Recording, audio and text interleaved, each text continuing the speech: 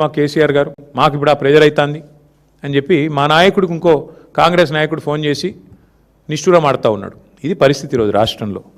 ముఖ్యమంత్రి గారేమో 80% కొనేసిన అంటాడు, మంత్రి గారేమో 50% కొన్నా అంటాడు. మేము చూసినాం క్షేత్రస్థాయిలో. వాస్తవానికి ఈరోజు ఏ ఒక్క సెంటర్లో కూడా ధాన్యం కొనుగోలు కేంద్రాలు సరిగా పనిచేయడం లేదు. గన్నీ బ్యాగ్స్ ఇస్తలేరు, రైతులే కొనుక్కోవాలి. 28 రూపాయలు, 25 రూపాయలు, 30 రూపాయలు పెట్టి సుతిలు వాళ్ళే కొనుక్కోవాలి. మంచినీళ్ళ సౌలత్ కూడా లేదు. ఇంకా మీదికెళ్ళి వెయిటింగ్ ఛార్జీలు కూడా రైతులే కట్టుకోవాలి. ట్రాక్టర్ లోడ్ చేసుకొని వస్తుండ్రు పాపం. వచ్చినాక ఆడ బయట సెంటర్ బయట నేను నర్సంపేట నా కళ్ళతో నేనే చూసిన, మొత్తం మార్కెట్ యార్డ్ అంతా నిండిపోయి ఉన్నది.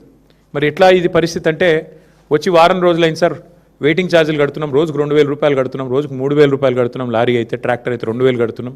రైతులు తమ నోటెంబడి వాళ్ళు చెప్పిన మాట. ఈ సంక్షోభాన్ని గుర్తించకుండా, ఈ సంక్షోభం గురించి కనీస అవగాహన లేకుండా అబద్ధాలు చెప్పి అధికారంలోకి వచ్చిన రేవంత్ రెడ్డి ఇలా నోటికి వచ్చిన మాటలు మాట్లాడుతూ ఉన్నాడు. పెద్దలు చెప్పారు, ఎద్దేడ్చిన వ్యవసము రైతేడ్చిన రాజ్యం బాగుండదు అని. 10 ఏళ్ళు దేశానికి అన్నపూర్ణగా వెలసిల్లిన తెలంగాణ ఇవాళ తల్లడిల్లుతున్నది.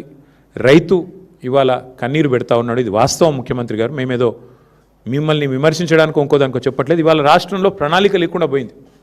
యూరియా దొరకదు, రైతు బంధు వేయరు, మీరు రుణమాఫీ మొత్తం చెయ్యరు, ఆఖరికి పంట కష్టపడి పండిస్తే మీరు ఇచ్చే అరకొర కరెంటుతోని పంట కొనుగోలు చేయరు. మీ పాలసీ స్పష్టంగా కనబడతా ఉన్నది. ఏంది మీ పాలసీ? మేము కొంటే ధాన్యం 2400 ఇవ్వాలి, వరే మొక్కజొన్న అయితే 3600 ఇవ్వాలి. అట్లా కాకుండా రైతును 4 రోజులు అక్కడే ఏడిపిస్తే పోయి అక్కడ ప్రైవేట్లో అమ్ముకుంటాడు. ఎవరో సేటుకో ఎవరో రైస్ మిల్ ఆయనకు అమ్ముకుంటాడు. 1700 1800 సచినోడి పెళ్ళికి వచ్చిందే కట్నం అన్నట్టు. ప్రభుత్వం ఎట్లా కొంటలేదు కదా, ఆయన వర్షం కింద పడితే నాశనం అయిపోతుంది పంట, మొలకెత్తితే మళ్ళీ వీళ్ళు కొనరు అని చెప్పి ఇవాళ ఆ పరిస్థితుల్లో రైతు ఉన్నాడు. ఇవాళ ముఖ్యమంత్రి గారు ఇంకా కూడా బుకాయింపులతో, బెదిరింపులతో, హుంకరింపులతో, అబద్ధాలతో నెట్టుకొస్తా అనుకుంటా ఉన్నాడు. మేము ప్రభుత్వంలో ఉన్నప్పుడు ఇదే ముఖ్యమంత్రి గారు తరుగు గురించి బాగా మాట్లాడిండు. ఇంత తీస్తారు, అట్లెట్లా తీస్తారు, ఇట్లెట్లా తీస్తారు. ఇవాళ వాస్తవానికి 6 నుంచి 8 కిలోల తరుగు తీస్తూ ఉన్నారు. ఇది వాస్తవం. ముఖ్యమంత్రి గారిని కాంగ్రెస్ పార్టీ నాయకులను ఒకటే అడుగుతున్నా, ప్లేస్ మీరు డిసైడ్ చేయండి, ఏ ఊరు మీరు డిసైడ్ చేయండి, మేము వస్తాం, మా నాయకులందరం వస్తాం, ఏ సెంటర్ కన్నా పోదాం.